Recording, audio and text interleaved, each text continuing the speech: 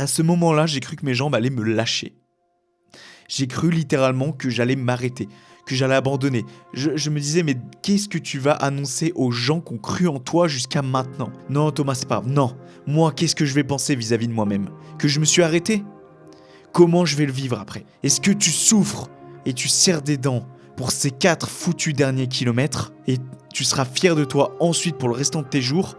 Ou alors est-ce que tu choisis cette putain de solution de facilité et tu t'arrêtes maintenant et tu écoutes cette petite voix dans ta tête qui me criait d'abandonner à chaque seconde?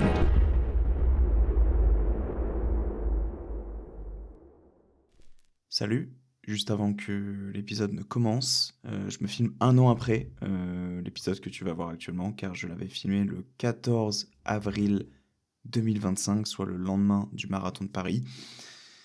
Et je voulais juste faire cette toute petite intervention pour 2-3 petites choses, et après, je te promets, je te fous la paix. Euh, la vidéo déjà est à voir en priorité avant cet épisode en question. Donc si tu me découvres actuellement, sache qu'il y a une vidéo qui est sortie sur mon compte principal qui sera directement en description et en commentaire épinglé pour que tu puisses aller la voir, parce que si tu vois cet épisode en question avant même la vidéo, tu seras spoilé. Donc je te laisse aller voir directement dans les commentaires, regarder la vidéo et je te promets que tu ne seras absolument pas déçu.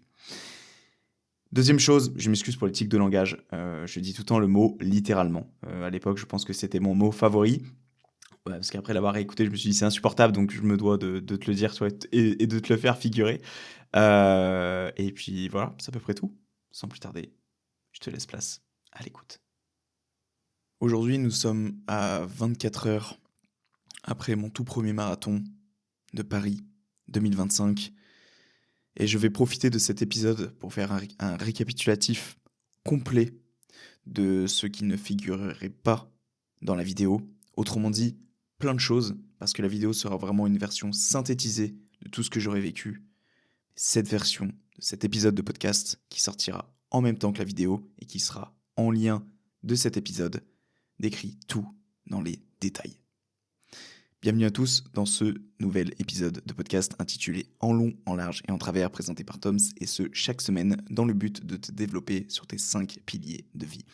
Business, environnemental, mental, physique et financier. Juste avant que l'épisode ne commence, à toi mon petit auditeur, si tu pouvais me faire une toute petite faveur, celle de mettre un 5 étoiles à la fois sur Apple Podcast et ou Spotify, Amazon Music aussi si tu peux, ça serait cool, et de laisser ton meilleur pouce bleu sur YouTube et de partager aussi également l'épisode par la même occasion. À toi qui regarde la version vidéo, comme tu peux le voir, je porte actuellement le t-shirt du finisher du marathon de Paris 2025. J'ai même mis la petite médaille pour vraiment faire les choses bien. Et c'est parce qu'aujourd'hui, je décide de faire un récap complet sur mon marathon, de comment ça s'est déroulé, de que ça soit la veille, la préparation du tournage, la préparation des repas, même si ça, bon, honnêtement, on s'en branle un petit peu. C'est surtout comment j'ai vécu le marathon au sein même de celui-ci. Et je voulais tourner l'épisode à chaud, parce que, donc c'est-à-dire le lendemain, parce qu'en fait, je trouve que c'est littéralement la meilleure des choses à faire. Parce que si j'attendais la sortie de la vidéo qui sortira que cet été, donc toi si tu regardes cette vidéo ou tu écoutes cet épisode, bon, il est tourné littéralement le 14 avril 2025, si tu veux contextualiser un petit peu les choses, et le marathon de Paris 2025 était le 13 avril. Donc je fais ça littéralement le lendemain parce que mes souvenirs sont encore là dans ma tête, et encore, je trouve que ça part assez vite, donc c'est pour ça que je préfère le faire tout de suite pour ne rien oublier, ou en tout cas le moins possible. Je te propose qu'on commence directement par le samedi. Le marathon a eu lieu à 10h du matin, donc le top départ a eu lieu à 10h du matin, le 13 avril 2025. On va commencer par le samedi. Je prépare toute la semaine le marathon, c'est-à-dire que je prépare à la fois le tournage de comment ça va se passer, les points clés avec ma cadreuse, donc qui est venue me filmer sur Paris. D'ailleurs Léane, si tu regardes cet épisode, je t'embrasse fort, mais notamment aussi également à Marie, sa copine, qui a eu la gentillesse aussi de venir et de filmer quelques plans. Bref, c'était trop cool. Et du coup, on s'est organisé avec Léane, on s'est rejoint donc milieu de semaine pour qu'on puisse un petit peu savoir où est-ce qu'elle allait se mettre dans Paris, etc., pour pouvoir me filmer. Et ça a été quand même un petit peu une prise de tête parce qu'il s'avère que le fait de prendre des métros, etc., le jour du marathon de Paris, les métros, c'est l'enfer. Et ça, nous, c'est quelque chose qu'on n'avait pas prévu. Et sur papier, c'était tout beau, c'était tout propre, même si la mise en place était un petit peu chiante, mais le jour J, c'était un petit peu laborieux. Mais bon, je reviendrai sur ça un peu plus tard, de toute façon, ce sera plus vers la fin de l'épisode. Mais tout ça pour dire que toute la semaine, vraiment, je mets en place et je passe limite ma semaine à programmer, à planifier, à savoir un petit peu comment on va faire les choses. Et arrive le samedi matin. On va directement passer par là parce que honnêtement, ce qu'il y avait avant, c'est pas grandement intéressant. Je vois qu'il y a quelques petits trucs sur mon objectif. Ça doit être. Je sais pas ce que c'est, si c'est de la saleté ou. Ouais, je sais pas. Je sais pas juste que c'est pas un truc qui est cassé, mais je ne pense pas. Bref, excuse-moi pour le petit, la petite impasse. Donc on arrive le samedi et littéralement, je suis giga stressé. Déjà le matin, il faut que je me lève à 5 heures du mat parce que je voulais tout préparer. En plus de ça, j'avais pas fini d'éditer mes publications de la semaine, etc. Donc je voulais me lever plus tôt pour le faire. Et devine quoi? Eh bien, je loupe mon réveil. Déjà, le week-end commence bien, tu vois, je loupe mon réveil. C'est-à-dire qu'à un moment, je me réveille, je fais oh putain, là j'ai dormi plus que ce qui était prévu, tu vois. Et du coup, je me suis levé à 5h45/5h40 et on devait partir de la maison à 6h45. Donc ça me laissait qu'une heure, littéralement, pour prendre une douche, déjeuner, vite def, et préparer mes affaires. Bon, je les avais déjà préparées rapidement la veille, il fallait encore tout que je range et tout. Et moi, je sais que je suis quelqu'un, je suis très loin à la détente. C'est-à-dire que littéralement, il me faut du temps pour faire des choses que d'autres gens feraient en quelques minutes. Tu vois, mais après, chacun son tempérament, chacun son caractère, chacun sa façon de faire les choses. Il n'y a pas de jugement vis-à-vis de ça, tu vois. Je vais pas me mettre à me juger quand même, tu vois. Et littéralement, une heure, c'était pas assez, tu vois. Je sens que on part, tu vois, avec mon père direction la gare, on va chercher donc les filles, etc. dont je te parlais juste avant. Euh, Littéralement, je sens que j'ai oublié des trucs. Et pas manqué, quand on est dans la voiture, on discute avec les filles, on s'aperçoit que j'ai oublié un foulard orange, de couleur orange, donc fluorescent, qui avait toute son importance parce que il allait y avoir. Je t'expliquerai un petit peu plus tard euh, dans le podcast. D'ailleurs, vraiment, si je t'invite vraiment à regarder la vidéo avant d'écouter le podcast, parce que je vais dire des trucs qui vont figurer dans la vidéo et donc ça va spoiler un petit peu. Donc je t'invite vraiment à aller la regarder, elle sera en description encore une fois. Euh, donc un foulard et j'ai oublié aussi des éléments de nutrition dans le frigo, etc. Bon bref, des petites choses, rien de bien grave. Bon, déjà on n'avait pas oublié les caméras, bonne chose, parce que c'était plus important, on n'avait pas oublié la tenue marathon, les chaussures non plus, ça va. Quoique, quand je suis parti de la voiture et qu'on allait en direction de la gare avec les filles, il y a mon père qui m'a rattrapé, il m'a mis la main sur l'épaule, il a fait ton téléphone. J'avais littéralement laissé mon téléphone dans la voiture. Bon, autant te dire que je suis vraiment tête en l'air parfois. Surtout quand, en fait, j'ai trop tendance, et je sais pas si c'est pareil toi aussi, mais j'ai trop tendance à penser au après et pas au maintenant. Et du coup, j'ai tendance à, des fois, j'aurais eu tendance, ça c'est jamais arrivé, mais je serais le genre de mec à laisser sa portière de voiture grande ouverte en plein hiver, tu vois, par exemple. Genre, parce que j'ai autre chose en tête, je vais faire le truc et j'oublie l'instant présent. Donc ça, c'est un petit peu mon défaut. Et la preuve, c'est que j'avais failli oublier mon téléphone. Et ça, pour le coup, c'est un peu utile. Un peu beaucoup même, parce que le téléphone, si je l'avais pas, littéralement, j'étais dans la merde pour le jour J, pour le marathon, parce que il me le fallait pour ma montre, pour mon Apple Watch, pour mon GPS. Bref, samedi donc, on prend le train avec les filles. Et avant de prendre ce train, je faisais remarquer à mon père dans la voiture le matin que j'avais un peu mal au ventre. Il faut savoir, pour se recontextualiser un petit peu, une semaine avant le marathon, même un petit peu moins d'une semaine, j'ai commencé à incorporer des glucides dans mon alimentation. Donc des glucides, c'est du sucre. Donc ça peut venir des fruits, ça peut venir des légumes, parce que tu en as dans les légumes, mais très peu. Ça peut venir de cochonneries comme des bonbons, des gâteaux, des trucs, mais ça, on essaye d'éviter au maximum, évidemment. Moi, j'ai décidé de augmenter mes glucides, parce que je suis quelqu'un qui mange beaucoup, beaucoup, beaucoup, beaucoup de fruits. Je me suis dit, ok, réduis un petit peu ta quantité de fibres. C'est conseillé pour le jour J parce que tu as plus de chances de te chier dessus sinon, s'il faut dire les choses comme elles le sont. Et je décide en parallèle d'augmenter ma consommation de riz. Chose que je ne fais pas habituellement. Du riz, ça faisait mais perpète les oies que j'en avais pas mangé, tu vois. Mais je me dis, allez, c'est la chose qui va bien passer. On va même pas se faire des pâtes et tout. Le riz, ça passe bien. J'achète du riz taille, donc du riz qui colle bien sa mère, tu vois. Bien gluant, tu vois. Et j'en mange tous les jours. À partir je crois, du mercredi, vraiment jusqu'au samedi, j'en mange tous les jours. Et là, comme ça, je pense que par repas, j'en mangeais entre 2 et 300 grammes, tu vois. En vrai, j'abuse. Il y a des repas, j'en mangeais moins. Et je saurais même pas te dire si c'est beaucoup ou non. Mais en tout cas, ce qui est sûr, c'est que j'ai commencé à avoir des maux de ventre. Mais pas où, enfin, un petit peu ballonné en fait. Vraiment, littéralement, du mercredi au vendredi soir, j'étais un petit peu ballonné. Mais bon, Tu peux ballonner au bas du ventre et tout, mais rien de bien méchant, tu vois. Sauf que le samedi matin, en direction du train, putain, ça me ballonnait, mais un peu plus, tu vois. Genre, je sentais que j'avais des douleurs, mais pas comme d'habitude. Mais je m'inquiète pas plus parce que j'ai déjà eu ce type de douleur et je me suis dit, ça va passer de toute façon, tu vois. Je sors en t-shirt donc à la gare et c'était le matin. Donc je pense que tu peux deviner, en plein mois d'avril, il faisait pas non plus 20 degrés, tu vois. Je pense qu'il faisait facilement 5-6 degrés max. Et donc j'ai pas très chaud, tu vois. Je pense que ça accentue le truc. J'ai envie de pisser. Bref, on attend le train avec les filles. On monte dans le train. Première chose que je vais faire, je vais aux toilettes. Boum, ça va mieux. Ok. Je retourne m'asseoir auprès des filles. On discute et tout, c'est donc aux alentours des 8h, on avait notre train aux alentours des 8h04, donc on monte dans le train dans ces eaux-là. Et on va dire jusqu'aux 9h, 9h30, ça va à peu près, tu vois. Genre, je suis bien, je discute avec les filles, je suis sur mon téléphone, je publie mon réel de la journée, etc. Et en fait, il s'avère qu'à un moment donné, je commence vraiment à sentir mon mot de vente qui s'accentue, tu vois. Mais je veux pas trop en parler aux filles parce que j'ai peur que ça les inquiète, et puis je me dis de toute façon, mec, encore une fois, ce genre de douleur-là, je les ai déjà eues. Ça vaut pas la peine de s'attarder dessus, tu vois. Eh bien, une demi-heure après, je commence à dire aux filles, en fait, là, je commence vraiment à avoir mal au ventre et tout, tu vois. Je leur cache rien parce que les filles, en vrai, c'est. Tu sais, on pourrait se dire, t'es un garçon, t'es les filles, tu parles pas de maux de ventre et tout parce que c'est du caca, c'est du pipi, bah les couilles. Vraiment, avec les filles, on a aucun. Enfin, en tout cas, avec ces filles en question, j'ai aucun tabou. Et littéralement, je commence vraiment à avoir mal et tout. Je dis, je commence à avoir mal d'une échelle de 1 à 10. J'aime bien fonctionner comme ça sur la douleur. Je suis à 6, tu vois. Donc ça veut dire que ça commençait un petit peu à piquer, tu vois. Et à un moment, on s'arrête, tu vois, parce qu'on avait littéralement 4h30 de train, on n'a pas pris un TGV, on a pris un TER, donc c'est-à-dire qu'on s'arrêtait à chaque fois sur les petites villes, sur les grandes villes et tout, entre Mâcon et Paris. Euh, et à un moment, on s'arrête, on arrive le long d'un quai, comme ça, et putain, je commence vraiment à avoir mal au ventre, au point où mes oreilles se mettent à siffler, je commence à avoir la vision qui se brouille, et je commence à avoir une forte envie de vomir, tu vois. Et je deviens, et ça c'est, je te parle d'un œil extérieur, donc venant des filles, je deviens blanc comme un linge.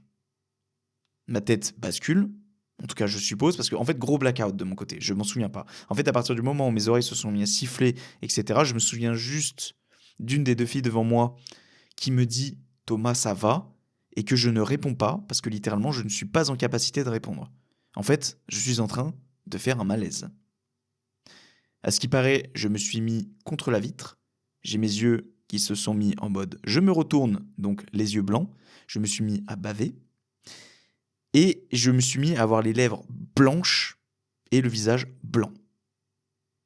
Et moi, tout ce dont je me souviens, c'est que j'étais mais laminé. Je n'avais plus aucune force. Plus aucune. Et je te parle de ça, on était littéralement 24 heures avant la course. Pile. C'était entre 10h et 10h30 du matin. 24 heures après, je m'envolais pour mon tout premier marathon. Les filles s'inquiètent, à leur degré évidemment, parce que ça me fait toujours rire, mais d'ailleurs, Léane qui me fait beaucoup rire, parce qu'elle ne montre pas ses sentiments comme elle voudrait le montrer. Ça, je m'en suis aperçu, je commence à bien la connaître maintenant. Et son niveau d'inquiétude, littéralement, je pense qu'il était haut, mais tu prends quelqu'un qui montre ses sentiments, ses sensations, bref, ses émotions, littéralement, il panique, tu vois. Mais en vrai, elles ont gardé leur calme et c'est mieux comme ça parce que moi, de mon côté, ça m'aurait pas mis en confiance. Je reprends mes esprits au bout de 2, 3, 4, 5 minutes. Je ne saurais même pas te dire exactement. Bizarrement, durant ce malaise, mon mot de ventre est parti. Parce que je pense que c'est juste mon corps qui a dit tu souffres trop, il faut que tu fasses un malaise. Parce que quand tu fais un malaise, c'est que ton corps souffre trop en fait. Et que je pense que c'est une sorte de sécurité, ou j'ai pas envie de dire de bêtises et on va pas rentrer là-dedans parce qu'on s'en branle, mais juste seulement c'est ton corps qui te dit stop en fait.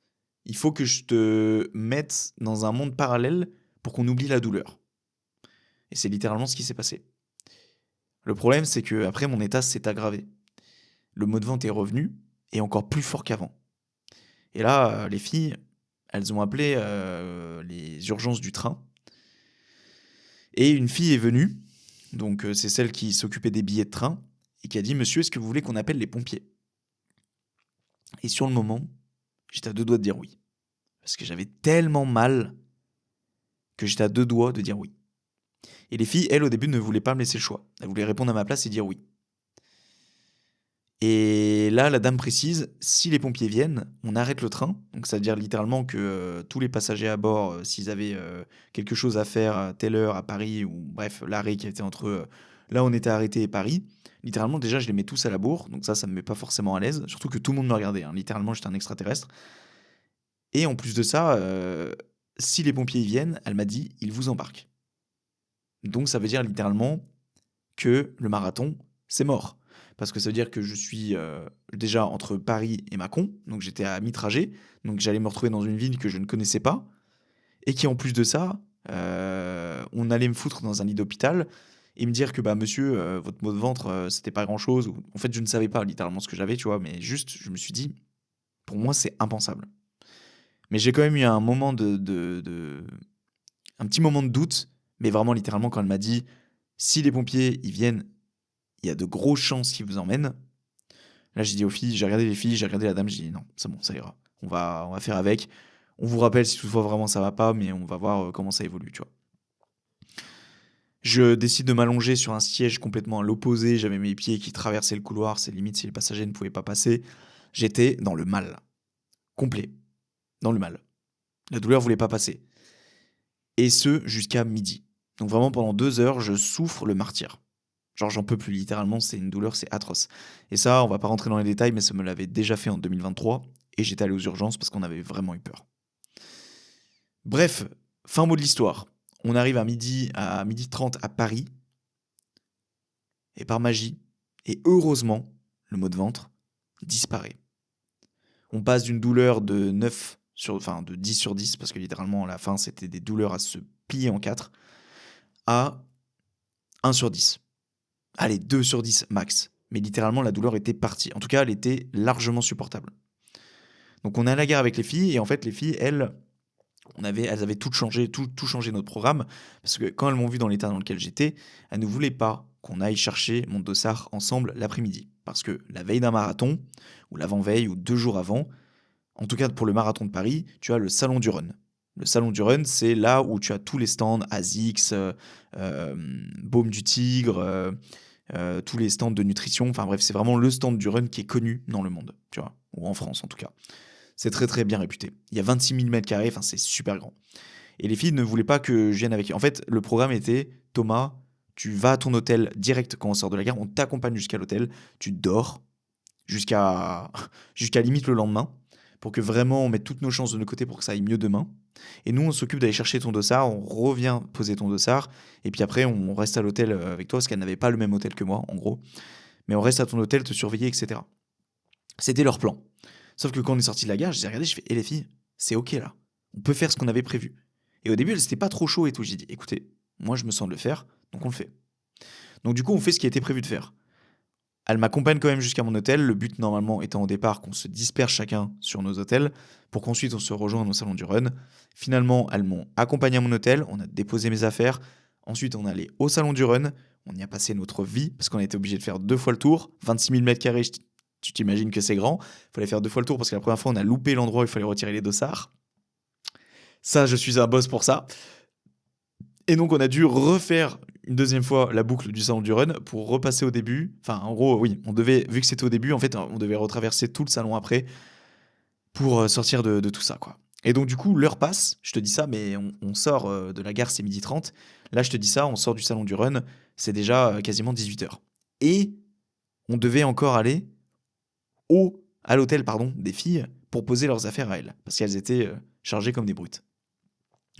On va jusqu'à leur hôtel, c'est déjà 19h.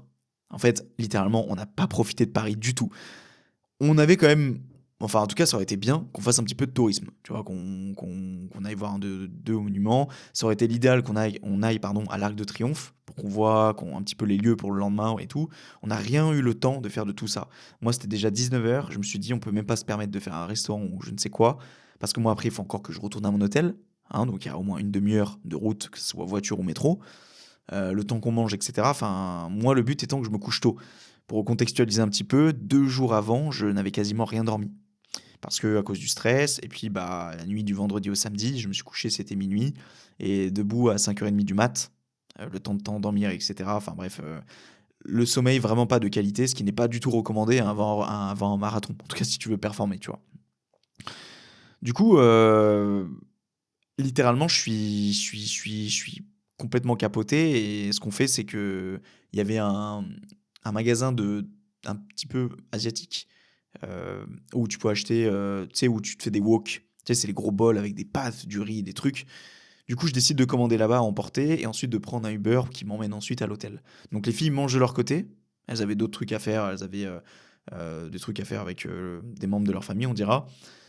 Et puis bah moi, je rentrais direction l'hôtel avec mes grosses nouilles de gros sacs là, pour aller manger à l'hôtel tranquillement et ensuite faire ce que j'avais à faire et me coucher. Et il faut savoir que ce que j'ai mangé juste avant d'aller me coucher, donc c'est pas de taille, ces trucs-là, en vrai, littéralement, bon, c'était plein de glucides, j'ai quand même pris 2 portions, donc gros porc, tu vois. Mais en même temps, c'est recommandé la veille d'un marathon de vraiment bouffer des pâtes. Vraiment, si toi tu m'écoutes et que tu veux faire un marathon ou t'en as pas encore fait ou t'en as un bientôt, il faut manger des pâtes, des glucides, ou du riz, des glucides. Mais en tout cas, pardon, ce qui est recommandé avant tout, ce sont les pâtes. Donc moi, du coup, c'était pas des pâtes même, c'était des nouilles taille. Mais bon, en soi, c'est pareil, on s'en branle un petit peu.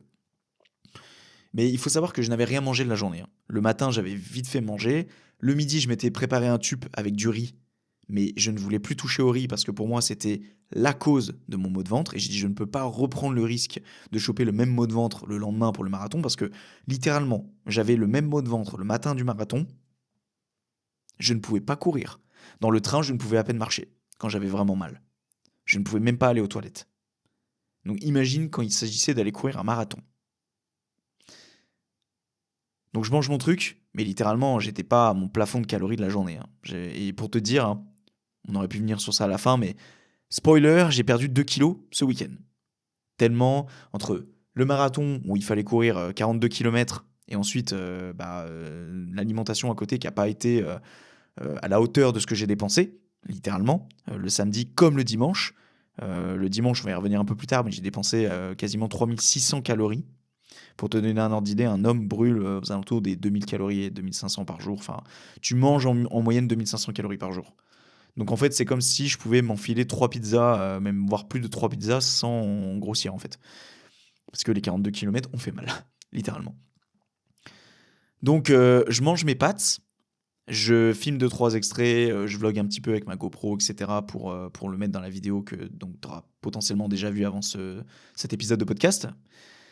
Et je vais me coucher à 22h. Et c'était déjà bien assez tard pour moi parce que je voulais normalement me coucher aux alentours des 20h30. Mais c'était compliqué, hein, sachant que je suis déjà arrivé à l'hôtel, c'était 19h45 parce qu'il y avait des bouchons, etc. Mais bon, les Uber, c'est quand même très pratique, hein. Je voulais pas prendre les métros parce que j'avais pas la tête à ça. Et puis voilà, je suis un petit peu un feignant aussi, tu vois. C'est un peu la facilité. Mais en même temps, la veille d'un marathon, je ne voulais pas. En fait, on avait déjà bien trop marché la veille d'un marathon. J'avais les pieds en compote. On avait peut-être fait 15 à 20 000 pas, chose que je ne fais jamais, hein. Moi, je suis quelqu'un qui est très derrière mon bureau. Et faire ça une première fois la veille d'un marathon, encore une fois, je ne recommande pas.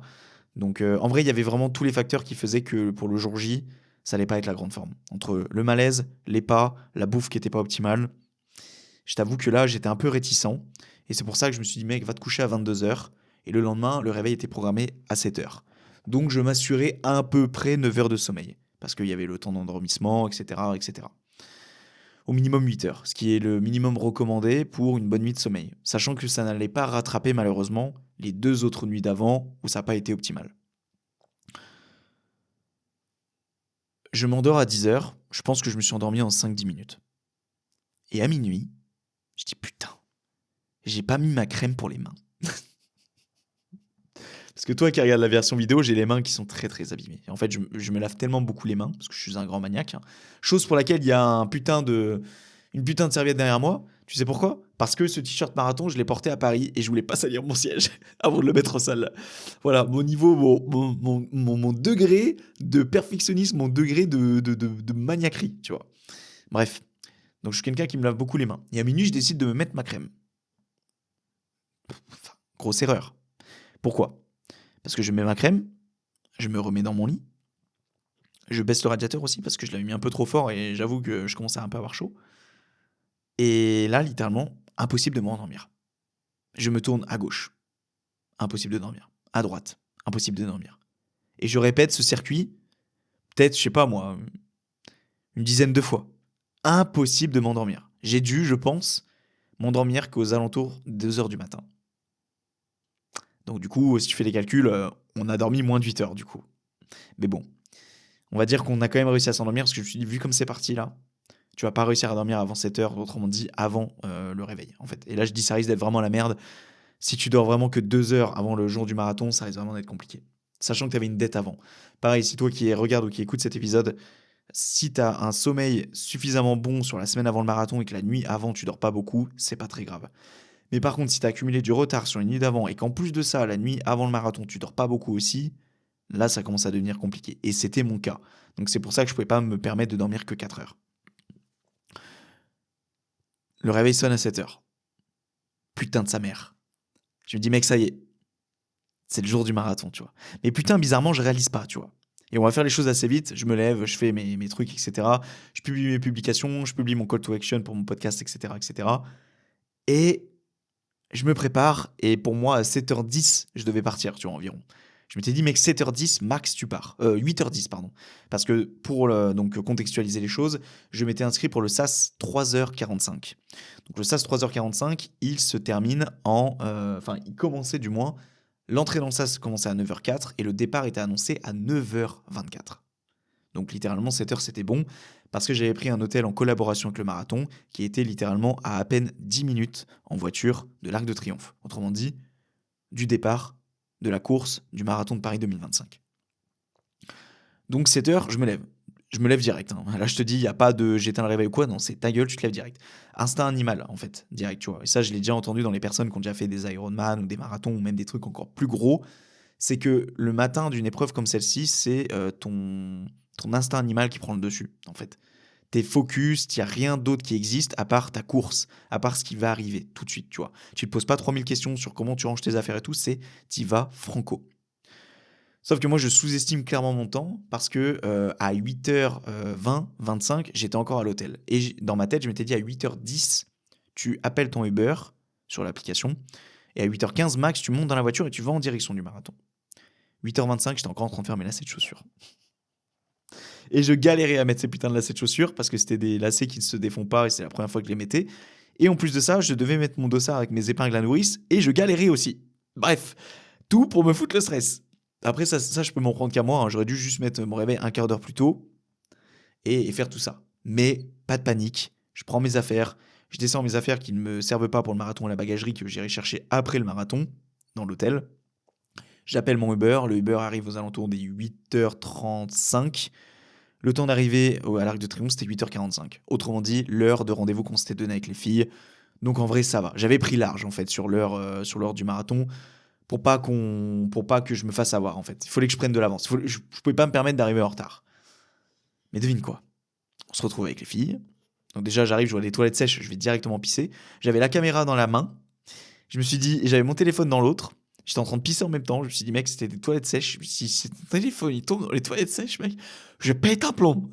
Littéralement. Mais bon, par miracle, ça n'a pas été le cas. Je retrouve les filles, on va en direction du SAS 3h45, j'installe le matériel parce que du coup, Léane, principalement, allait s'occuper du cadrage, de filmer, etc. Même si Marie a aussi pris un peu le coup de main durant l'événement.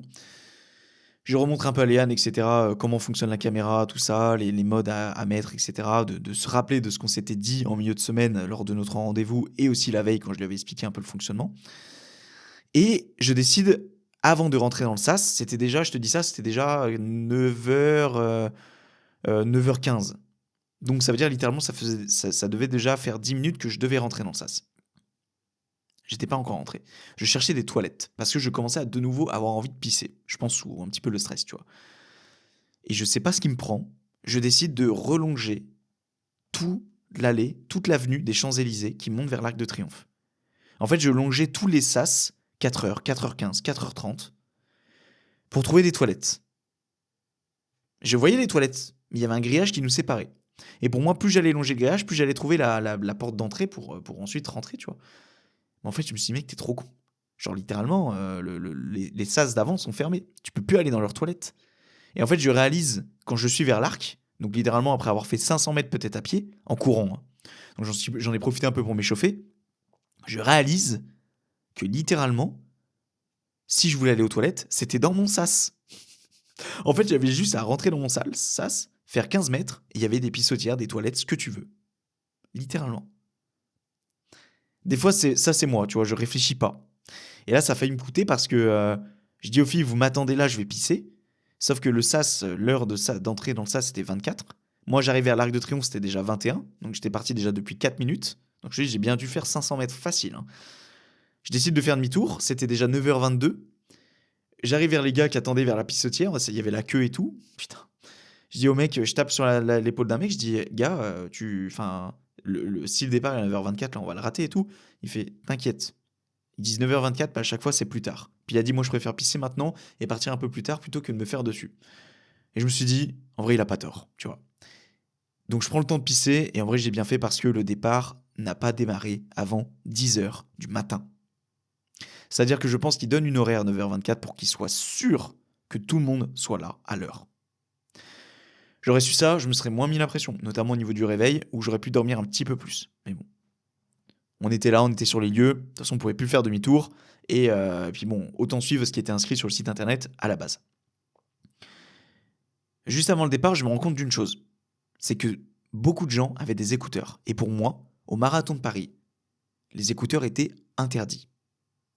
Et quand je vois ça, bah je chope le seum, parce que je me suis dit putain, j'ai pas pris mes AirPods, et Dieu sait que quand tu mets de la musique dans tes oreilles, en plus une musique que tu aimes tout particulièrement, même si tu la mets en répétition constante durant ton marathon, ça peut t'aider sur tes perfs.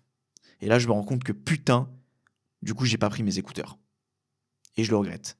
Parce que j'aurais pu même les prendre avec moi sans être sûr de pouvoir les mettre, mais moi, je les aurais eu avec moi. Et au dernier moment, j'aurais pu demander aux filles de me passer mon boîtier d'AirPods pour les mettre. Et ça m'aurait aidé, sincèrement. Je pense que ça m'aurait aidé. Mais bon, on peut pas revenir en arrière.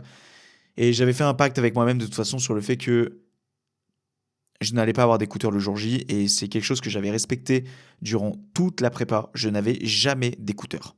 J'avais, oui, le son sur mon téléphone, c'était toujours des podcasts, mais c'était jamais de la musique, jamais rien de tout ça. Et en vrai, avec l'ambiance qu'il y avait, je pense que ça aurait été un petit peu dommage aussi, je pense, de se cacher de ça en mettant ses écouteurs. En tout cas, c'est ce que je pense.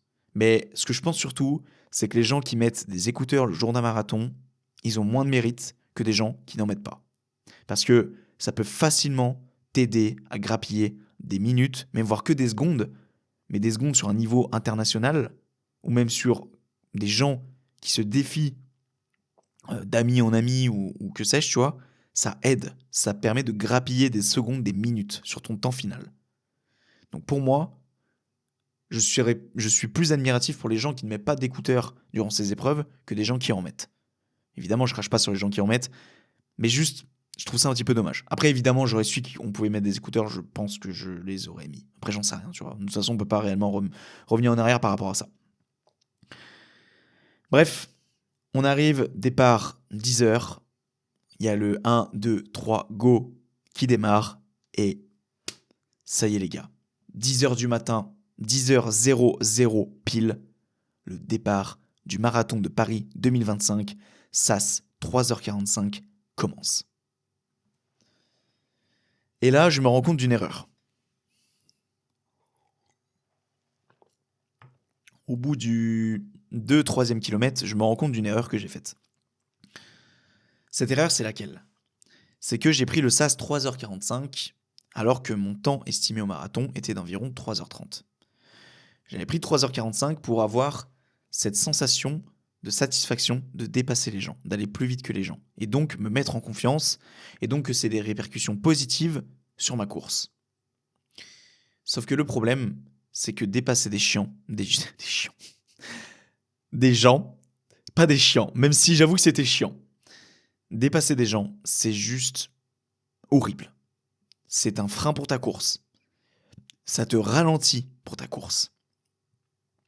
Et là, littéralement, t'as que tes yeux pour pleurer parce que t'as pris ce sas et t'as pas le choix maintenant que de dépasser tous ces gens. Et des fois, ces gens, ils sont en ligne devant toi. Donc t'as pas le choix que de passer entre eux et donc de légèrement les bousculer. Et au début, ça allait.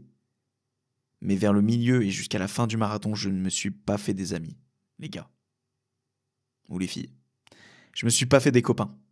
Parce qu'il y a des moments, je poussais, mais sans faire exprès, évidemment. Je ne vais pas pousser les gens, je ne suis pas le maître du monde. Seulement, des fois, je passe entre les gens, mais vu qu'ils changeaient un petit peu de direction, ben, on se prenait un peu les pieds ou ce genre de choses. Et on me l'a fait savoir, surtout à la fin. Je reviendrai dessus tout à l'heure. Bref, au début, on part, les gens sont là, ils soutiennent et tout. Je suis trop chaud. Je gueule dans tous les sens. On doit le voir dans la vidéo normalement. Je suis hypé de ouf.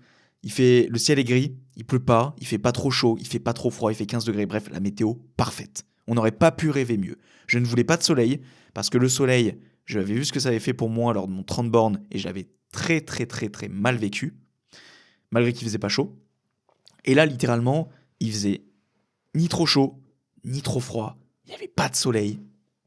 Parfait. Vraiment parfait. Et j'ai du mal par contre à trouver mon allure. Mon but était d'être à 5 minutes du kilomètre. Donc ça veut dire que tu mets 5 minutes pour faire 1 kilomètre. Si je m'assurais d'avoir une allure à 5 minutes du kilomètre, je m'assurais d'avoir 3h30 en temps final. Autrement dit, mon objectif. Sauf que je ne sais pas ce qu'il me prend, mais j'ai tellement du mal à atteindre les 5 minutes au début, parce que tu sais, au début, tu es tous collés les uns aux autres, donc tu as du mal à trouver ton allure, que j'ai du mal à trouver mon allure moyenne, qui est celle de 5 km/h. Et à un moment, je l'atteins. Et en fait, je suis tellement dans le flow que j'arrive à être à une moyenne de 4,55. Et je me dis, mec, garde cette allure. Et c'est un risque. Parce que l'allure conseillée sur Campus Coach, dans la programmation que j'ai eue, il m'annonçait, il m'assurait que je pouvais faire mon marathon à 4,55. Mais moi, je ne me le sentais pas. Et donc, je m'étais promis, l'avant-veille de la course, bref, pour ma stratégie de course, d'être à 5 minutes du kilomètre. Je pense que j'avais un peu oublié que je courais un marathon, et pas un sprint. Et malgré tout, 5 secondes, ça joue beaucoup sur le reste de la course. J'ai un point de côté depuis le début. Mais genre, avant même que j'ai commencé, je l'ai dit aux filles, je le dis à la caméra, j'ai un point de côté. Je ne sais pas pourquoi, j'avais un putain de point de côté. Et je l'ai eu du kilomètre 0 au kilomètre 6, 7, 8 environ. Et justement, Léane me filme à ce moment-là et je lui dis dans la vidéo, tu crois si j'ai un point de côté? Littéralement, tu vois. Mais je le prends à la rigolade parce que je me dis, t'as pas trop le choix. Parce que, littéralement, en fait, j'étais pas confiant. Je me suis dit, là, t'as une allure 4,55. Donc, une allure marathon que t'as tenue 1, 2, 3, 4, 5, 6 fois dans ta prépa, pas plus. T'as déjà un point de côté et tu dois encore courir 35, 36, 37, même voire 38 bornes, parce qu'on était qu'au 5e kilomètre.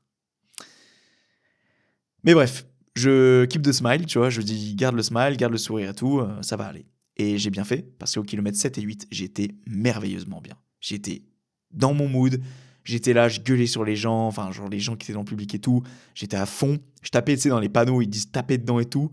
J'étais à fond, les gars, à fond. On était au 10e, 12e, 13e, 14e kilomètre, j'étais à fond aussi. 10e kilomètre, je commence à prendre mon gel. J'avais 4 gels sur moi. Des gels, c'est quoi? Ce sont des grands tubes de glucides que tu mets dans ta bouche et que tu avales. En fait, c'est du sucre. C'est pour que tu tiennes durant l'effort. Et si t'as pas ça, tu peux te prendre un mur plus facilement durant le marathon. Bref, autrement dit, d'abandonner. C'est presque obligatoire, en fait, si tu veux vraiment faire un bon temps et tenir la cadence durant l'ensemble de la course. J'avais 2 flasques de 250 ml d'eau sur moi. J'avais donc une ceinture de marathon. C'est vrai que pour contextualiser les choses, j'avais 2 flasques sur les côtés, j'avais ma GoPro et mon téléphone devant et mes 4 gels derrière. Autant te dire que j'avais une ceinture qui était blindée sa mère. Il n'en fallait pas plus. Vraiment. Littéralement. Donc j'avais de l'eau jusqu'à environ au 12e kilomètre. Donc les ravitaillements, je pouvais les passer. Et tant mieux, parce que ça me faisait gagner du temps. Arrivé vers le 15e kilomètre, je commence à me ravitailler directement auprès des ravitaillements de la course. Ce sont des gobelets en eau. Et quand tu veux faire une performance, tu n'as pas le temps de t'arrêter. Donc moi, je prends le gobelet et littéralement, je m'en mets partout sur moi. Je trouve plus tard un peu une stratégie à faire un espèce de bec de lièvre avec le verre d'eau en le pliant pour que ça passe plus facilement dans ma bouche et pas sur moi. Donc littéralement, je m'en fous partout sur moi. Un verre d'eau, tu vois là, littéralement, c'est toi qui regardes la version vidéo. Le verre, il faisait cette taille. Il y avait ça d'eau dedans. Et moi, je versais la moitié. Donc je buvais peut-être une grosse gorgée, quoi. Autrement dit, pas grand-chose.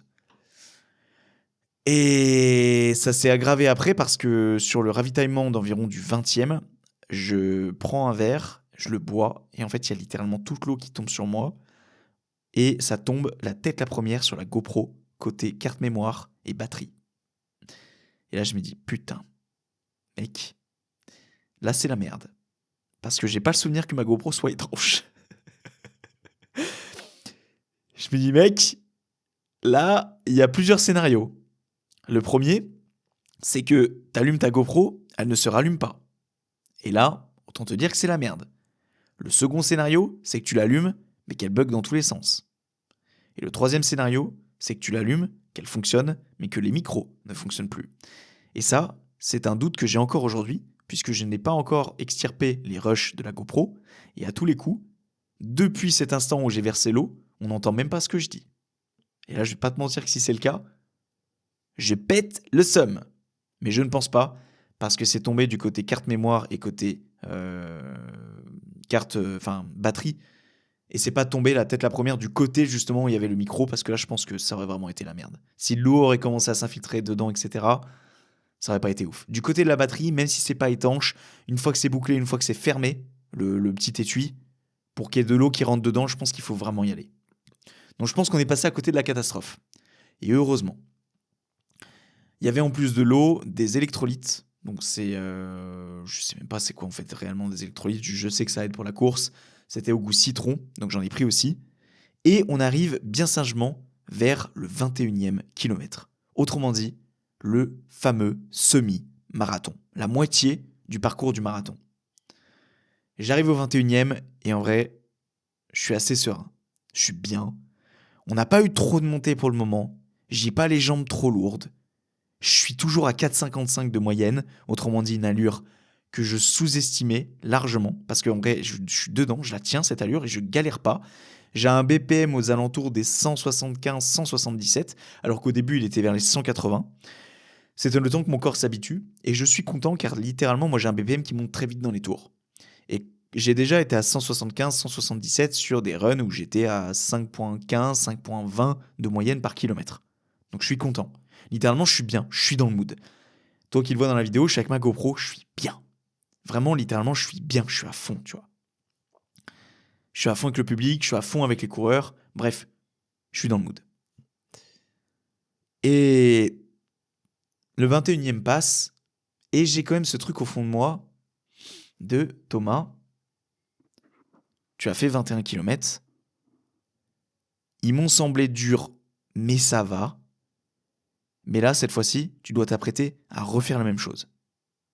Avec des montées qui sont annoncées et qui sont coriaces, avec de la fatigue en plus, et avec ce stress aussi du tournage, de comment les filles ça se passait de leur côté, parce que moi je fais mon marathon à côté, mais les filles faisaient leur marathon aussi, parce qu'elles bougeaient de métro en métro pour trouver des points pour me filmer, qu'on avait programmé avant.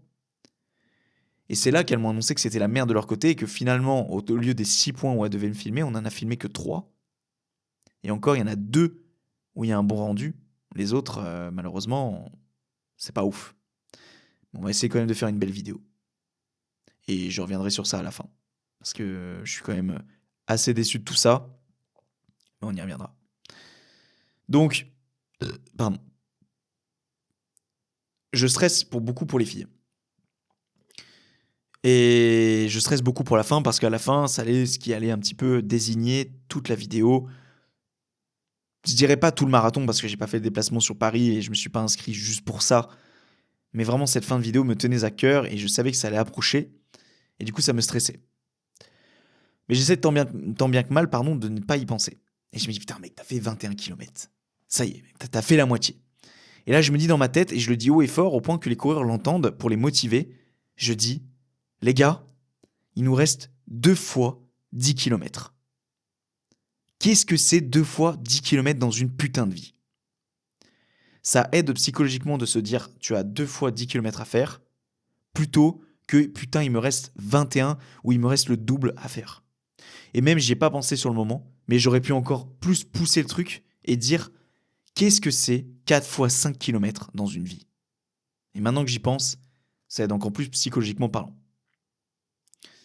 Les kilomètres s'enchaînent. 21, 22, 23, 24. Je suis serein. Je suis toujours à 4,55 de moyenne et tout va bien pour le mieux du monde. Je continue de me ravitailler aux endroits de ravitaillement du marathon. Cette fois-ci, toujours en m'en foutant partout dessus parce que j'arrive vers les verts, je cours à une vitesse de 4,55, donc à une vitesse de 13 à 14 km/h. Je chope le verre direct, littéralement, et je pars avec le verre à fond la caisse. Je m'en fous partout dessus, donc je bois encore que des petites gorgées, mais je décide, cette fois-ci, à chaque fois, de prendre ma ceinture et de la décaler sur le côté gauche pour que si j'ai du liquide qui tombe sur moi, je n'en mets pas sur les appareils électroniques. Donc GoPro et mon téléphone, qui avait bien morflé déjà juste avant. Les kilomètres s'enchaînent, 25, 26, et je commence quand même à sentir quand même des petites difficultés au niveau des jambes. Mais je suis rassuré de me dire, en fait, mec, on est déjà au 27e kilomètre. En fait, c'est easy. Genre, tu t'imagines, t'as 42 km à faire, t'en as déjà fait 27. T'as fait, si on accentue vraiment, si on arrondit les bords, t'as déjà fait les 3/4 et ça va. Et c'est vraiment ce que je me dis sur le moment. Je me dis, mais il te reste un quart, mec. Littéralement, c'est bon. T'as fait le job. Jusqu'à que le drame arrive. On arrive au kilomètre 30, environ. Le kilomètre 30 se déroule sur les quais de Seine. Donc on commence à apercevoir, je ne sais pas si c'est le palais ou bref, on commence à apercevoir des monuments. Notamment, on aperçoit un petit peu, j'allais dire l'abbaye, mais je suis un inculte, tu sais, celle qui a brûlé, putain, la cathédrale. Oh là là, je suis vraiment un gros inculte de Paris, bordel, et des monuments historiques, mais on voit la tour Eiffel, on voit les monuments. Bref, c'est beau, c'est fun. Il y a une ambiance de fou, parce qu'il faut savoir que durant ce parcours, les gens ne sont pas tout le temps là à t'applaudir, hein.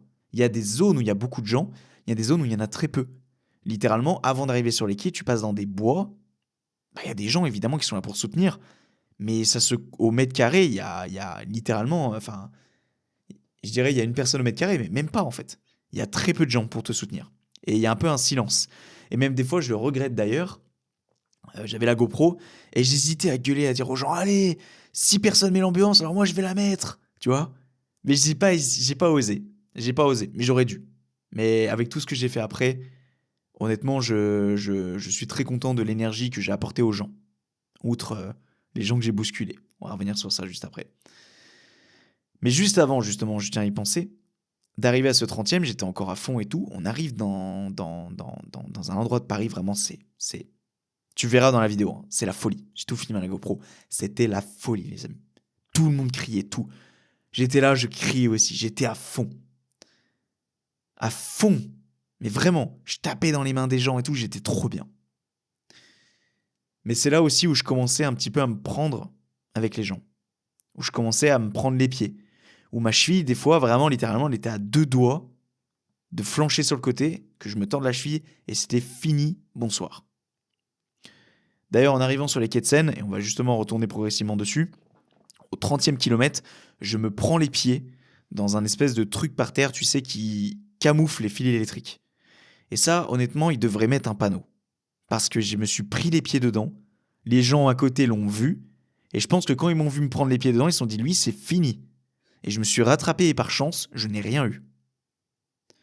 Mais sur le moment, je me suis dit, c'est bon, continue, fais comme si de rien n'était. On est sur les quais, ça se passe bien, tellement bien même que je me retrouve à dire des conneries avec la GoPro. Genre je tourne ma GoPro sur le côté gauche et tout, je dis alors ici on peut retrouver le monument de Paris et tout, j'étais à fond, tu vois. J'étais à fond. J'ai dit profites-en d'être bien là pour faire de l'humour et tout un petit peu, tu vois, ça peut apporter aussi du fun à la vidéo évidemment. Mais aussi c'est moi, tu vois, je suis quelqu'un, j'aime bien déconner et tout, et j'étais suffisamment bien pour raconter des conneries. Jusqu'à que le drame arrive. En fait, on arrive dans des tunnels. On arrive dans un tunnel. Donc ça descend un petit peu. Donc on n'a plus de réseau. Il y a de la musique dans le tunnel, mais on est... comment dire? On est dans l'obscurité totale. Et je crois que c'est là que je commence à me dire, Thomas, tu commences à souffrir. Parce que je sors la GoPro et je me revois encore en train de dire, il est temps que je retrouve le jour. Et en fait, je me cachais à moi que c'était pas le jour que j'attendais de voir, mais l'arrivée. Je me disais en fait que c'était le fait de se retrouver dans l'obscurité qui m'affaiblissait comme ça, tu vois. Je sais pas, je me sentais un peu pris, tu vois, genre j'arrivais pas trop à respirer. Et littéralement, j'arrive à la sortie, et oui, ok, t'as la lumière, mais je m'aperçois que ça ne change rien. Et quand tu descends dans ces tunnels, qui ont été 4, 5, 6 fois derrière, parce que t'as toujours ces petits tunnels sur lesquels tu passes, les autres étaient moins longs. Mais qui dit tunnel, dit tu descends un peu, t'as le tunnel, puis tu as une montée. Puis tu as du plat, puis tu as le tunnel, puis tu as une montée. Puis tu as du plat, puis tu as le tunnel, puis tu as une montée. Où est-ce que je veux en venir avec ça? Ces foutues petites dénivelées à la con m'ont décapité les jambes.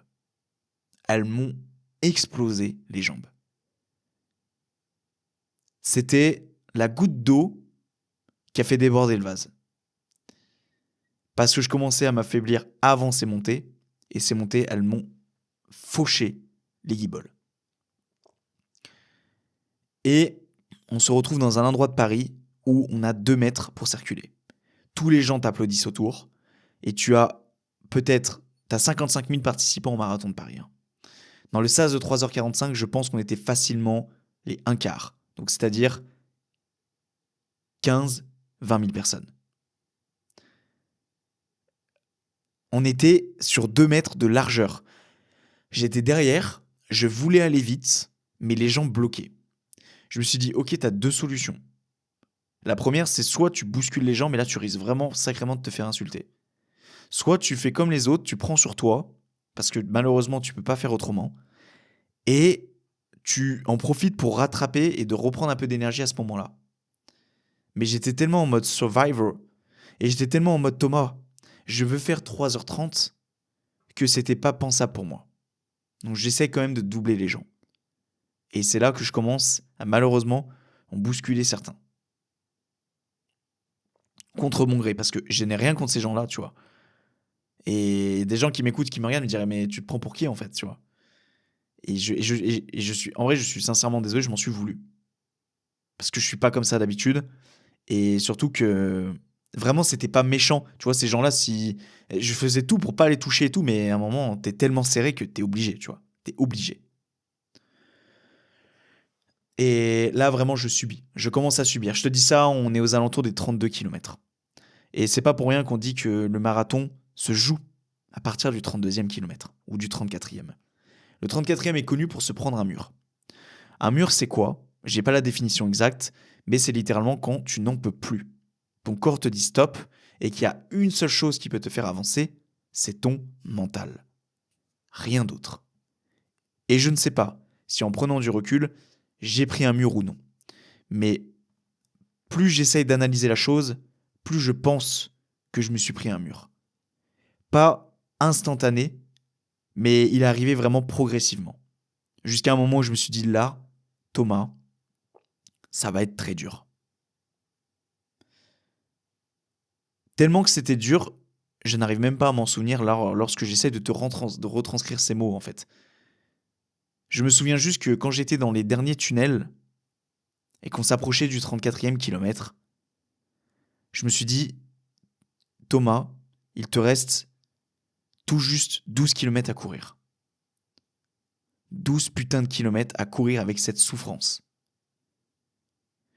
La souffrance que j'avais eue le jour des 30 kilomètres lors de ma préparation, quand j'étais arrivé à la fin et que je ne savais pas si j'allais pouvoir faire les 500 derniers mètres, c'était la sensation que j'ai eue dans ce tunnel, à ce moment précis, à regarder en face de moi et me dire, Thomas, il te reste 12 kilomètres. Et là, je décide de subir, mais d'avancer. Et j'avais pas le choix en fait. Ce qui se dressait devant moi pour ces 12 à 10 prochains kilomètres, c'était inconnu. Parce que je me suis dit là, tu vas passer un seuil de souffrance que tu n'as jamais dépassé. Et je n'étais pas prêt. Mais je n'avais pas le choix. Car il fallait que j'avance. On avance, on avance, on avance. J'arrive, je crois de mémoire, au 36e kilomètre. Il y a des choses là que j'oublie. Si toutefois, va voir dans la description, parce que généralement, je fais toujours un petit listing sur des gros épisodes comme celui-là où je fais un récapitulatif, car j'aime souvent bien donner toutes les infos que je peux, donc il se peut que lors du montage ou quoi, il y a des trucs qui me reviennent. Tu peux aller checker, il y a certainement des choses qui vont me revenir. Mais en tout cas, là, si on passe directement au 36e kilomètre, j'entends un mec qui dit « Allez, il vous reste 6 kilomètres. » Je te le dis, hein, toi qui me regardes ou qui m'écoutes, hein, c'était impensable pour moi. Pour moi, c'était fini. Je n'allais pas terminer le marathon. J'avais cette putain de voix dans ma tête qui me demandait d'abandonner.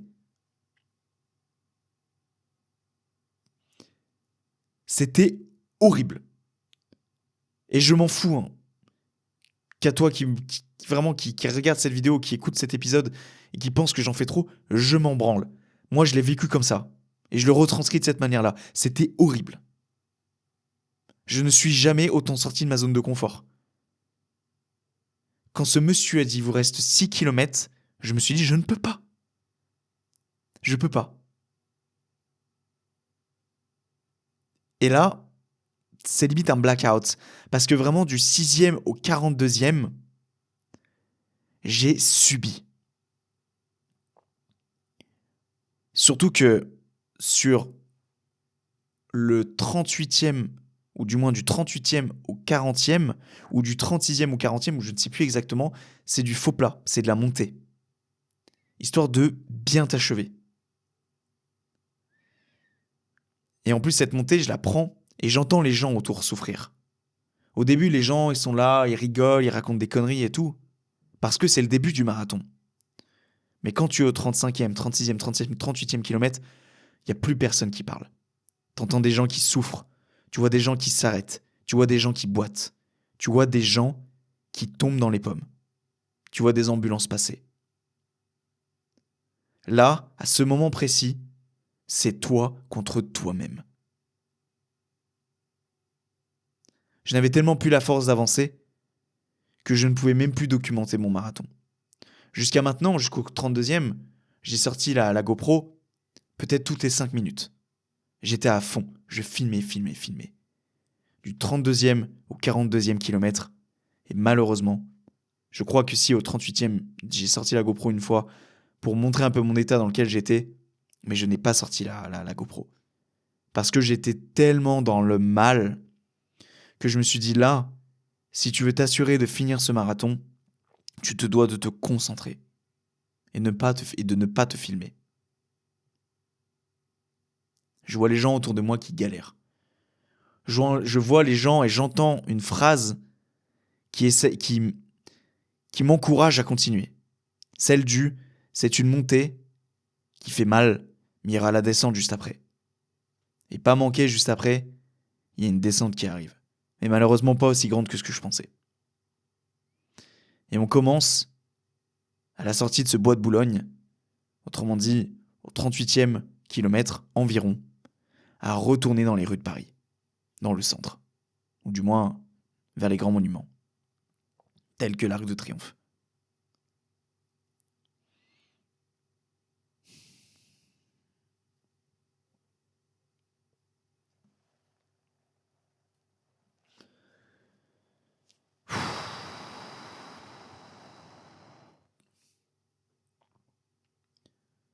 C'était indescriptible. Là, littéralement, les 4 derniers kilomètres étaient horribles. J'ai tellement souffert le martyre, les amis. Et chose que j'ai pas précisé, mais à partir du 32e kilomètre, quand j'ai vraiment commencé à galérer, je voyais ma montre qui me disait que ma moyenne au kilomètre passait de 4,55 à 4,56, 4,57, 4,58, 4,59. Mon temps de 3h30, mon objectif final, commençait peu à peu à me filer entre les doigts. Et j'avais le choix entre continuer d'accélérer, mais d'avoir une chance d'exploser avant les 42 kilomètres ou de ralentir un peu le pas et de m'assurer d'atteindre la ligne d'arrivée.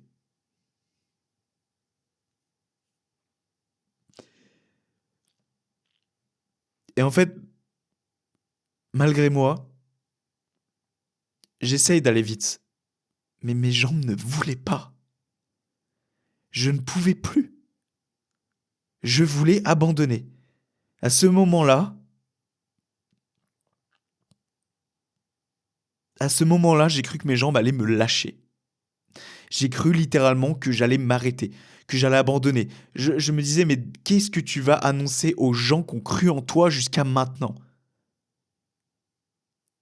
J'ai pas une grande communauté, mais je sais que des gens m'ont suivi. Et des gens importants pour moi. Des gens importants qui me suivaient. Qu'est-ce qu'ils vont penser de moi? Non, Thomas, c'est pas grave. Non. Moi, qu'est-ce que je vais penser vis-à-vis de moi-même? Que je me suis arrêté? Comment je vais le vivre après? Est-ce que tu souffres et tu serres des dents pour ces 4 foutus derniers kilomètres? Et tu seras fier de toi ensuite pour le restant de tes jours? Ou alors est-ce que tu choisis cette putain de solution de facilité et tu t'arrêtes maintenant? Et tu écoutes cette petite voix dans ta tête qui me criait d'abandonner à chaque seconde?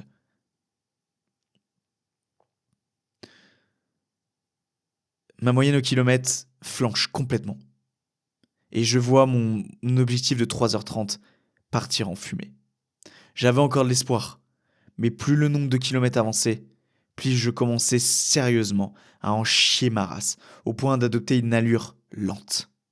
Parce que je n'en pouvais plus. Si on suit les indicateurs du tracker du marathon de Paris, à la fin j'étais à 5,47 de moyenne tellement j'en chiais. On est passé de 4,55 à 5,47. Autrement dit, 1 minute de plus par kilomètre. Ce qui est énorme sur un temps final. Je décide tant bien que mal de ne pas lâcher et de commencer à digérer le fait que je ne ferai pas 3h30. Même si j'avais encore ce petit espoir. Car je regarde ma montre et je vois 3h18. Et je me dis, putain, 12 minutes, est-ce que c'est faisable? Et j'ai l'espoir que ça soit le cas. Tu sais pourquoi? Parce que je vois une pancarte écrite 40 km. Il est 3h18. Je me dis, si je mets 5 minutes au kilomètre, ce qui peut être faisable, je peux m'assurer un 3h30. Tout pile. Mais je peux peut-être me l'assurer. J'avais le stress de ce temps. J'avais le stress de potentiellement tomber dans les pommes. Il ne faut pas oublier que 24 heures avant, j'avais fait un malaise et que j'étais pas au plus top de ma forme. J'avais le stress de l'orga du tournage, des filles. Est-ce qu'elles allaient être là à l'arrivée? Car au 32e kilomètre, comme il était prévu que ça se fasse, je ne les avais pas vues. Et le point d'avant, non plus. Ce truc de se dire, t'auras pas des plans caméra comme tu le voulais. Bref, dans ma tête, c'était le gros bordel. Je voulais qu'une seule chose, c'était que ce cauchemar se termine. Car je n'ai pas bien vécu cette fin. Pas autant que je l'aurais voulu. Car j'ai vraiment souffert le martyre. Je vois cette pancarte des 40 km, je me dis putain, il te reste 2 km et des brouettes à parcourir, 2 km point 12, 125. Bref, la distance officielle du marathon. Et Thomas, tu as fini. Je ne sais pas si tu te rends compte, 2 km 5, ce n'est rien du tout. Sauf que le problème, est-ce que j'ai eu une hallucination? Peut-être, car j'étais tellement dans le mal que ma vision se brouillait et que je ne voyais même plus ce qui se passait autour de moi, qu'en fait ce n'était pas le 40e kilomètre. On était à peine au 39e. Et quand je vois qu'à un moment donné, et que j'entends des gens qui disent « Allez, tu es au 39e alors que j'étais déjà 1 kilomètre plus loin », je me suis dit quoi? Quant à cet espoir, sur 1 kilomètre, de te dire qu'il te reste 2 kilomètres et des brouettes, et que plus loin, on t'annonce qu'il te reste plus de 3 kilomètres, là, à ce moment-là, j'avais eu envie d'abandonner. Et ce qui a précédé ça, c'est les ravitaillements, où j'ai commencé à bousculer les gens sans faire exprès, car j'avais arrivé à peine à mettre un pas devant l'autre, pardon. Ou, sur la fin, je me vois basculer encore cette personne et j'ai une chance sur 100 000, même voir que cette personne tombe sur cet extrait, ce moment de la vidéo, s'il me reconnaît, sachant que j'avais des lunettes ce jour-là, Mais je m'excuse, mec. Je ne voulais pas te faire du mal, te bousculer ou quoi, car cette personne a haussé la voix. Ce que je peux comprendre. Il l'a encore plus haussé quand je me suis pris les pieds ou que j'ai rebasculé une fille devant moi quand j'ai voulu la doubler. Et à ce moment-là, je me suis senti comme une merde. Parce que je me suis dit, mec, tu veux juste grappiller des secondes et au final, tu te fais juste des ennemis. Et en plus de ça te fait pas forcément des bons souvenirs en fait. Et ça te donne pas une bonne image non plus, tu vois. Parce que j'ai beau ne pas avoir une certaine notoriété, j'ai quand même une certaine image à tenir, comme tout le monde en fait. Et ça me l'a sali. Et j'ai pas aimé. On arrive vers le 40e, et les 2 derniers kilomètres m'ont semblé interminables. Il y avait peut-être 50 000 personnes de rassemblées sur ces derniers kilomètres. Tout le monde tapait sur les rambardes. Je n'ai jamais entendu un brouhaha pareil. Je pense que sincèrement, quelqu'un qui habitait à des kilomètres de Paris l'entendait, tellement l'ambiance était folle. Des gens me disaient « Allez, Toms !» Ils me voyaient passer. Ils me voyaient galérer. Mais je les entendais même pas. J'essayais de guetter au loin, de voir si je voyais la ligne d'arrivée, je ne la voyais pas. C'était interminable. Je voulais une putain de chose, c'était que ce cauchemar se termine. Je n'en pouvais plus.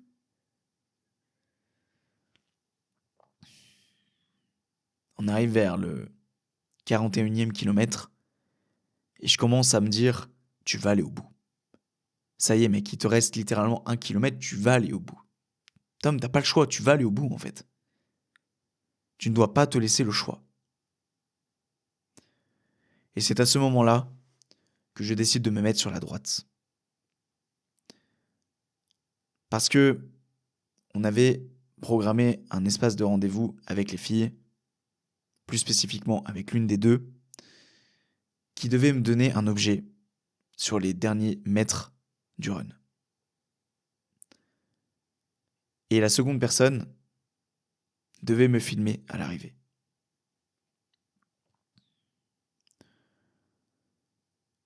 Je guette à droite, je ne vois pas les filles. Pourtant, on approche de plus en plus de la ligne d'arrivée, du style, littéralement, on était à 500 mètres de la ligne d'arrivée. Je passe à côté et cette personne, enfin l'une des deux filles, avait un foulard rouge, un drapeau rouge, pour se faire repérer. Pour rappel, on était peut-être 50 000 personnes le long des trucs. C'est-à-dire que je devais la repérer parmi peut-être même ne serait-ce que 25 000 personnes. C'était, sur le moment, lancé à une vitesse de même ne serait-ce que 5,30 km, enfin 5,30 ou une vitesse de 12 km/h, vois ça comme tu veux, mais l'unité que tu veux. La vitesse, plus les gens, plus le fait que j'ai cru littéralement que j'allais mourir, la vision qui se brouille, je me suis dit, tu vas la louper, c'est quasiment sûr. J'arrive dans l'angle avant l'avenue Foch, autrement dit, la dernière ligne droite, les 200 derniers mètres avant la ligne d'arrivée, je vois Marie, l'une des deux filles, qui crie Thomas, et qui me saisit cet objet qui me tenait tant à cœur.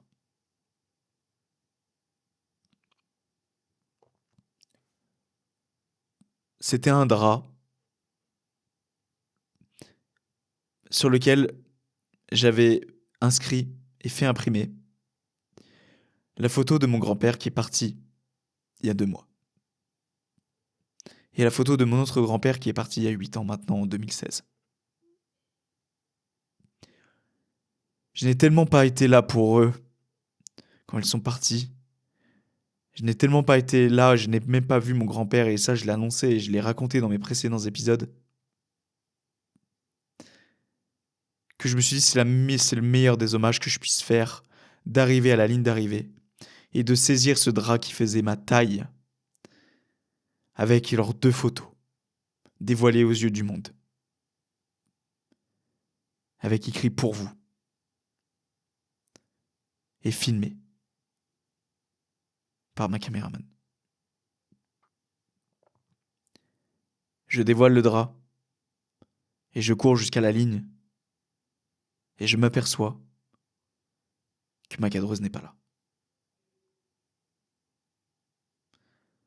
Et sur le moment, je ne tente même pas de réfléchir, de comprendre le pourquoi du comment.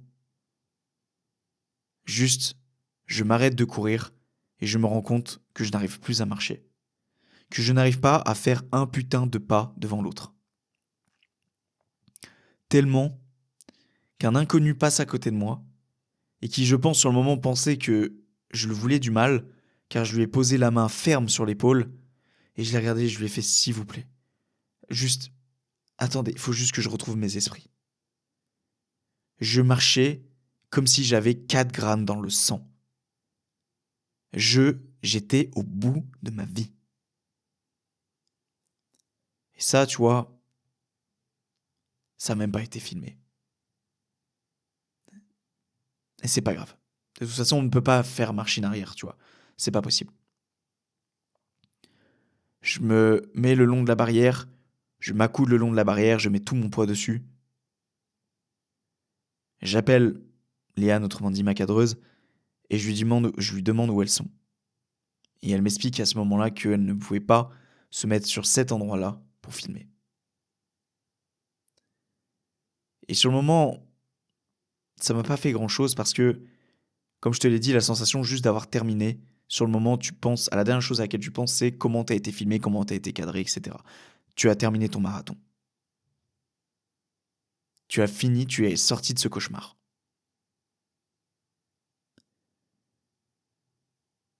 Je décide d'aller m'asseoir, malgré le peu de pas que j'ai réussi à faire, peut-être en 2 minutes. Je m'assois le long d'un poteau en béton et j'appelle mes parents. D'ailleurs, cette séquence sera dans la vidéo. Et je décide de profiter de ce moment où j'étais complètement lessivé, mort de fatigue, pour dire à mes parents à quel point je les aimais. Car si je ne l'aurais pas fait à ce moment-là, je ne l'aurais certainement pas fait avant un bon moment. Et peut-être le jour où ça sera trop tard.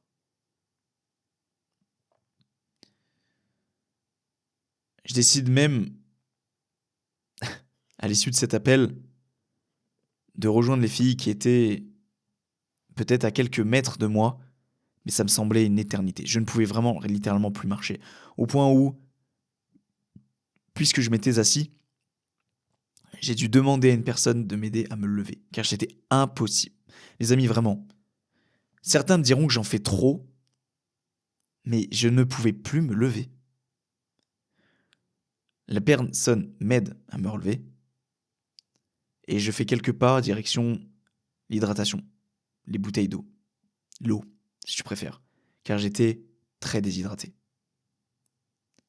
Tellement que quand je suis retourné à l'hôtel ensuite et que j'ai décidé d'uriner, car je n'ai pas uriné durant le marathon, c'est la première fois de toute ma vie que je pisse marron. Tellement je n'avais quasiment rien bu durant ce marathon. Je n'ai pas été très bon sur ce coup-là, je l'avoue.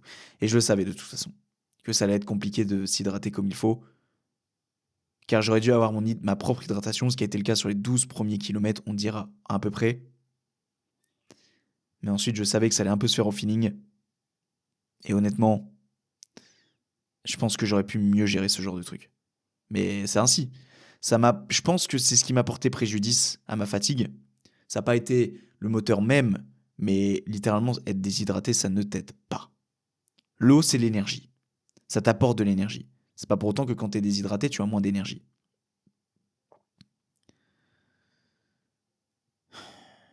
Ce marathon, je l'ai fait en 3h35 et 40 secondes. Pourquoi je te donne un résultat qui n'est pas le même que celui annoncé sur le site officiel du marathon? Autrement dit, 3h36 et 15 secondes. Je te mettrai le lien du tracker en description et tu verras que le temps en question n'est pas officiel. J'ai fait toute ma préparation avec l'application Strava, qui est mondialement connue. J'ai publié toutes mes courses, toutes mes sorties sur cette application. J'ai notamment eu cette application sur ma montre, sur mon Apple Watch, durant le run, pour suivre mon allure moyenne, suivre mon kilométrage, le temps, etc. Au moment d'arriver sur la ligne d'arrivée, j'arrête l'activité Strava, et au moment de l'enregistrer, je ne sais plus ce que je fais. Je ne saurais pas te dire. Pour moi, tu as 2 possibilités. Tu as enregistré et confirmé ton activité. Normalement, il faut cliquer sur enregistrer. Sauf que j'ai dû cliquer sur confirmer. Sauf que ce qui me semble bizarre, c'est que quand tu cliques sur confirmer, normalement, il te demande une deuxième fois si tu es sûr de confirmer, autrement dit d'annuler l'activité. Ce que je n'aurais certainement pas fait. Donc ce que je vois, c'est que j'ai cliqué sur terminer et que je n'ai ni enregistré ni confirmé l'activité. J'ai juste fermé ma montre et après une certaine période d'inactivité dans l'application, l'application a décidé de ne pas enregistrer mon activité. Ce qui me semble le plus probable, le plus logique. Je suis tellement arrivé dans le mal à la ligne d'arrivée que littéralement, je me suis dit, j'étais ailleurs en fait. J'étais dans un second monde. J'en ai oublié ma montre. Donc je n'ai pas eu mon temps officiel Strava. Tout ce que je me souviens, c'est que je l'ai regardé avant d'atteindre la ligne d'arrivée. Et j'étais à 3h35 et quelques secondes. Donc, j'ai décidé de faire une médiane entre ce temps et le temps qui m'est annoncé sur le site officiel du marathon. Autrement dit, 3h36 et 15 secondes. Donc la médiane, 3h35 et 40 secondes. Je n'ai pas réalisé le temps que je voulais, qui était celui de 3h30. Et je pense qu'avec un malaise qui n'aurait pas eu lieu la veille, un potentiel meilleur sommeil, une meilleure hydratation et une meilleure gestion de l'allure, j'aurais pu avoir les 3h30. Je pense que ça a été en ma défaveur d'avoir été à 4h55. Je pense que même ne serait-ce que si j'aurais été à 4h58 ou 4h59, j'aurais pu m'assurer de tenir cette allure tout du long. Car mon allure moyenne de toute la course a été de 5,05 minutes au kilomètre. Si je voulais m'assurer un 3h30, il aurait fallu être à 5,0. Quand j'étais à 4,55 de moyenne, Marie et Léane, donc mes cadreuses, me suivaient évidemment sur le tracker pour voir et pour me filmer au point de rendez-vous. Elles m'ont dit, si tu gardais cette allure, tu faisais un 3,27. 3h27. Donc littéralement, j'explosais mon objectif. Et moi, dans ma tête, la pépite aurait été 3h28 et des brouettes. Parce que pas beaucoup de gens l'ont fait, et que pour moi, ça m'aurait tenu à cœur de le faire et me prouver que je suis pas si mauvais que ça en course. Mais la preuve en est que je ne suis pas aussi bon, car je n'ai pas mis toutes les chances en main pour avoir ces 3h30 au compteur. Je rejoins les filles, on se disperse direction les hôtels, je vais me changer, et on a à peine le temps de faire tout ça qu'il faut déjà aller direction la gare pour aller prendre le train et rentrer chez nous. C'était un week-end très écourté. Évidemment, avant, nous sommes allés faire des photos à l'Arc de Triomphe qui sera publié sur mes réseaux sociaux tels que Instagram. N'hésite pas donc à aller me suivre. Tous les réseaux seront en lien sur mon compte Motivation. Ok, ce compte podcast est secondaire au compte Motivation. Et après, voilà, on a filé et on est rentré. Et je me souviens que quand j'étais dans les chaussures de course, ça allait. Quand j'ai mis mes Converse, ça n'allait plus. Ça n'allait plus, pourquoi? Parce que je boitais ma race, un truc de fou, mais vraiment. J'étais vraiment au bout de ma vie, vers la gare et tout, les filles me regardaient, elles me elles me penchaient la tête comme ça, elles me regardaient en mode: «Thomas, tu nous fais de la peine là». Je n'arrivais plus à marcher, vraiment, j'avais les pieds en compote et je suis content que, ma blessure d'ailleurs, chose sur laquelle je ne suis pas revenu, hein, mais j'étais blessé 10 jours avant, mais j'en ai parlé de toute façon dans mon récap de prépa de course, sur le podcast. Donc si tu l'as pas encore écouté, je t'invite à l'écouter, c'est l'épisode numéro 108, donc le récapitulatif de la course, où je raconte ma blessure qui est intervenue 10 jours avant, où il a fallu la soigner impérativement. Elle m'a tiré un petit peu au kilomètre 8 à 10, même un petit peu plus après. J'ai eu peur que ça s'aggrave durant la course, et fort heureusement non, ça n'a pas été le cas. Donc ça, je suis très gratifiant. Mais ça m'a pas empêché quand même de bien en chier ma race. Mais je me dis que j'aurais eu la blessure en plus à la fin de cette fatigue que j'ai eue, de cette sensation que j'ai eue à la fin. Ça aurait été vraiment encore plus compliqué. Et donc, rien que pour ça, je remercie ceux qui m'ont regardé de là-haut. Ok, je pense à mes deux grands-parents mes deux grands-pères qui malheureusement sont partis, à qui j'ai voulu rendre hommage et qui, j'espère malgré tout, que même si ce n'est pas dans les caméras et ce n'est pas dans les plans, que le message a été transmis en fait à eux directement au ciel et que et que ça a pu leur apporter un certain soutien et une force là-haut. Je l'espère sincèrement. Dans le train, je me vois encore hier, c'est tout frais, ça fait à peine 24 heures. Je mets de la musique dans les oreilles et je savais que, en écoutant de la musique, notamment celle un petit peu dramatique, que j'avais été obligé de quelque part pleurer et de lâcher les dernières larmes que j'aurais pu lâcher. Et ça a été le cas parce que littéralement j'ai fondu en larmes dans le train. Au point où les filles m'ont demandé si ça allait, et bon, je leur ai fait comprendre qu'avec ma tête imbibée de larmes, que pas forcément. Mais c'était pas des larmes de tristesse, c'était surtout des larmes de je l'ai fait. Et cette sensation de c'était inconfortable, mais tu l'as fait. Et pourtant, quand ça s'est terminé et j'ai subi cette ligne d'arrivée, littéralement, j'étais vraiment pas bien. Je l'ai pas vécu comme j'aurais aimé la vivre, c'est-à-dire avec des gens qui m'accueillent au bout, qui me filment, et où j'ai le sourire et que je mette ma médaille autour du cou. Mais et que surtout je me suis dit plus jamais je fais ça. Parce que la douleur était tellement intense, vraiment sur une échelle de 1 à 10, j'étais à 10. Littéralement. Ou peut-être 9,5 car les 0,5 c'est ce qui me faisait tenir jusqu'à la fin. Mais j'étais vraiment dans une zone dans laquelle je m'étais jamais retrouvé dans ma vie. Au point de me dire je ne referai jamais ça. Et pourtant à l'heure à laquelle je te parle, et c'est comme ça qu'on va terminer cet épisode avant que cette caméra se coupe. Tu vois cette médaille?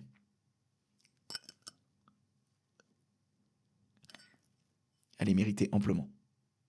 Et j'ai envie de refaire un marathon.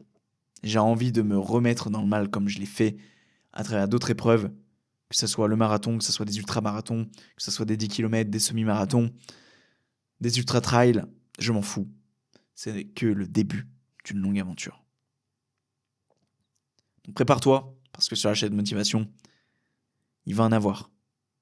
Du contenu course sur ces prochaines années, je me mets pas la pression pour cette année 2025, mais sache qu'on va pas s'arrêter là. On ne va certainement pas s'arrêter à ce marathon, et ça ne sera certainement pas mon dernier. On prendra notre revanche sur le 3h30, et ça, je t'en fais ma promesse.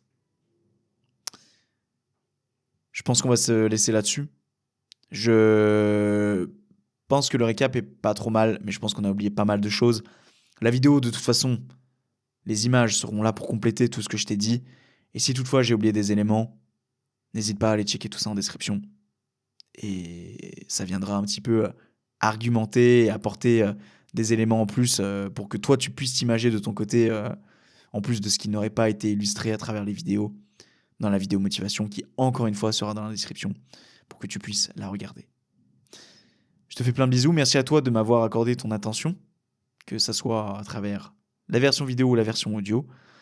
Et puis nous, de toute façon, on se retrouve très vite. Je ne sais pas quel épisode ça sera. Ce sera peut-être le 115, le 116, je ne sais pas. En tout cas, ce qui est sûr, c'est que cette vidéo marathon ne sortira pas tout de suite le jour où j'enregistre cet épisode. Donc je ne sais pas. Toi, tu le verras de ton côté de toute façon. En tout cas, c'est un épisode qui est gravé à jamais dans les fins fonds d'Internet. Et on ne fait pas ça pour la fame, mais pour le kiff et pour le plaisir. Bisous tout le monde. Merci à toutes celles et ceux qui auraient fait des dons pour ce marathon. J'aurais de toute façon désigné et remercié ces personnes dans la vidéo directement. Et ça me tient à cœur. D'ailleurs, je devais faire ça durant le run et sur les derniers kilomètres avec un bout de papier que j'avais imprimé. Mais j'étais tellement dans le mal que j'ai pas pu le faire parce que sinon je m'assurais la mort en parlant.